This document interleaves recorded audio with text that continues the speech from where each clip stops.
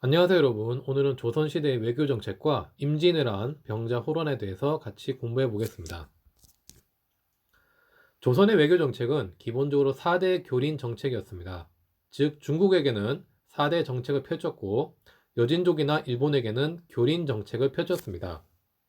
여기에서 4대란 섬길사, 큰 대자란 뜻으로 큰 대자는 바로 중국을 가리킵니다.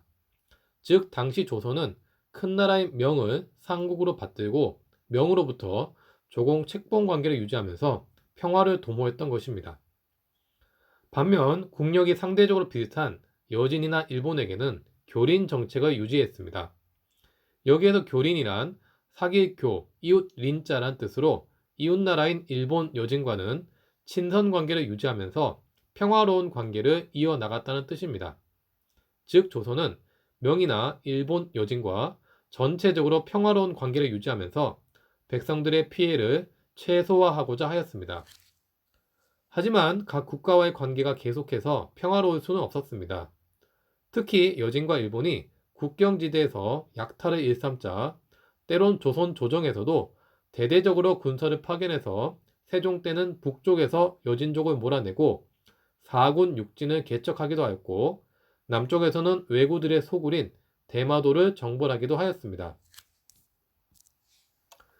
비교적 평화롭던 조선은 그러나 1592년 임진왜란을 겪으면서 전쟁의 소용돌이 속에 빠져들게 됩니다.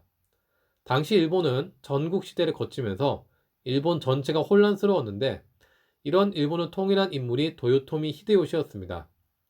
히데요시는 명과 조선 정부를 기치로 내걸고 조선을 먼저 침략하게 되었습니다. 오랫동안 내전이 있었고 군사력이 강했던 일본에 조선은 상대가 되지 못했습니다.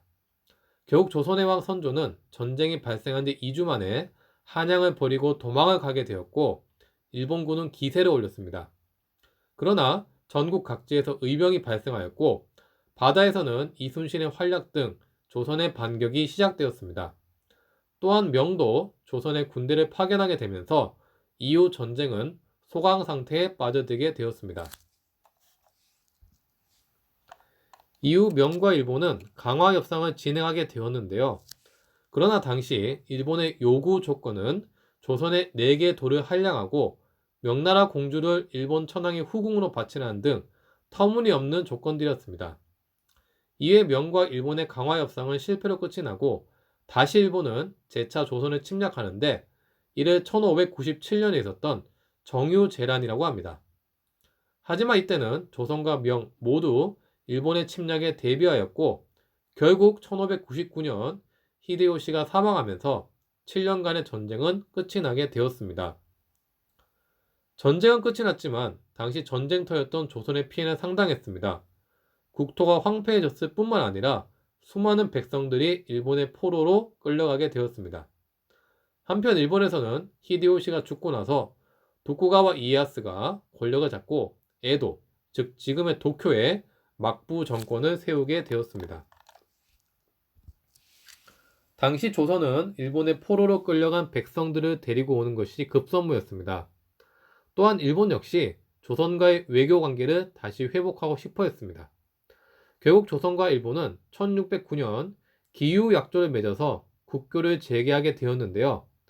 이때 조선에서는 일본에 정기적으로 사신을 파견하게 되었는데 이를 통신사라고 합니다. 양국은 이후 250여년간 조선 통신사를 통해 평화관계를 맺게 되었습니다. 임진왜란은 조선과 일본에만 영향을 주었던 것은 아닙니다. 바로 중국에도 영향을 주었는데요. 당시 중국의 명은 임진왜란 때 조선의 지원군을 파병하면서 국력이 급속도로 약해졌습니다. 한편 이런 상황을 틈타 북쪽에서는 여진족의 추장인 누르하치가 후금을 세우고 명에 맞서게 되었습니다. 즉 명나라는 점차 쇠퇴해지는 반면 후금은 점차 강성해지고 있었던 것입니다. 이에 당시 조선의 왕이었던 광해군은 두 나라 사이에 실리를 챙기고자 명과 후금 모두를 건드리지 않는 중립 외교를 펼쳤습니다. 이를 통해 조선은 광해군 시절에는 전쟁의 위협을 피할 수 있었습니다. 하지만 임진왜란 때 조선을 도와주었던 명을 이런 식으로 대하는 것은 유교적 도리에 맞지 않는다고 생각한 서인 세력은 결국 인조 반정을 일으켜 광해군을 몰아내고 정권을 잡게 되었습니다. 정권이 바뀌었으니까 외교 정책에도 변화가 생겼겠죠? 서인이 이후 명을 받들고 후금을 배척하는 정책을 펼치자 후금은 이에 격분했습니다. 결국 후금은 1627년 조선을 치게 되는데 이를 정묘호란이라고 합니다. 이때 후금은 조선과 형제관계를 맺게 됩니다.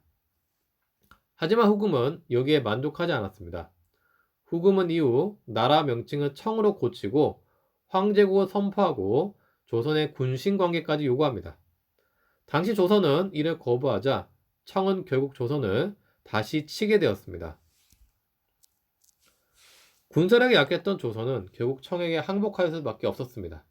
조선의 왕 인조는 청나라 황제 앞에서 절을 올리는 치욕을 맞이하게 되었고 이후 조선은 명과의 관계를 끊고 청과 군신 관계를 맺게 됩니다. 오랑캐라고 여겨졌던 여진족에게 당했던 치욕은 당시 조선 정부에 큰 충격이었습니다.